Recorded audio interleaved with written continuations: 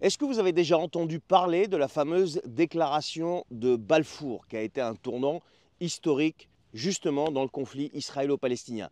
Alors, la déclaration de Balfour, comme elle porte son nom, c'est une déclaration qui a été émise le 2 novembre 1917. C'est un document historique crucial qui a vraiment joué un rôle déterminant dans la formation de l'État d'Israël moderne, comme on le connaît aujourd'hui, et qui a eu forcément des répercussions sur le conflit israélo-palestinien. Et donc cette déclaration a été faite sous la forme d'une lettre, tout simplement, par un monsieur qui s'appelle Arthur James Balfour, qui était le ministre britannique des Affaires étrangères.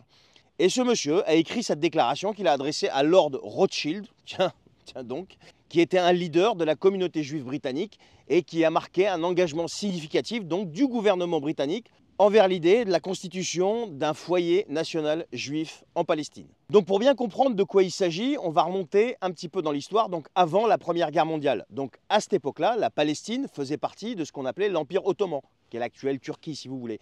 Mais avec l'affaiblissement de l'Empire ottoman et l'implication des puissances européennes de l'époque dans la région, eh bien le destin de la Palestine, il est complètement devenu incertain et il a même basculé.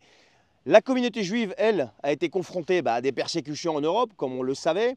Elle cherchait un refuge et un lieu pour établir un foyer national, s'appuyant sur des liens historiques et religieux avec la région, puisqu'on sait que cette région-là, c'est le foyer en quelque sorte des trois religions monothéistes. Donc voici rapidement le contexte. Donc maintenant, voyons un petit peu ce qu'il y avait dans la déclaration. Donc cette déclaration stipulait tout simplement que le gouvernement britannique envisageait favorablement l'établissement en Palestine d'un foyer national pour le peuple juif, tout en précisant que ça ne devait pas porter préjudice aux droits civils et religieux des communautés non juives en Palestine, ni porter atteinte aux droits et au statut politique justement des juifs dans d'autres pays.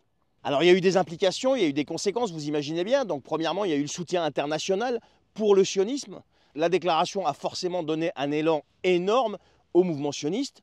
Il y a eu le mandat britannique aussi sur la Palestine, qui après la Première Guerre mondiale, la Société des Nations, qui est l'ancêtre de l'ONU, avait confié à la Grande-Bretagne le mandat sur la Palestine. Donc c'était la Grande-Bretagne qui régissait un petit peu cette partie du monde.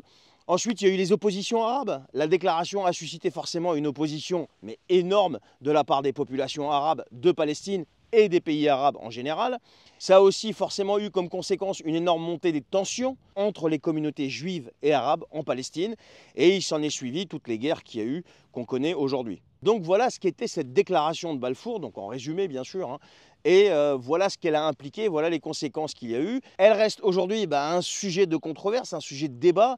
Pour certains, elle est une reconnaissance légitime des aspirations juives, et pour d'autres, elle symbolise le début d'un conflit prolongé et douloureux qui perdure jusqu'à aujourd'hui, et aujourd'hui, je crois qu'il est encore plus sanglant que jamais. Et cette fameuse déclaration a été forcément le point de départ, qu'on le veuille ou non, de tout ce qui a suivi depuis la Première Guerre mondiale jusqu'à aujourd'hui. Merci de m'avoir écouté les amis. Si vous avez aimé cette vidéo, merci de commenter, liker, partager, abonnez-vous à cette chaîne ou à ce compte, là où vous voyez tout simplement cette vidéo.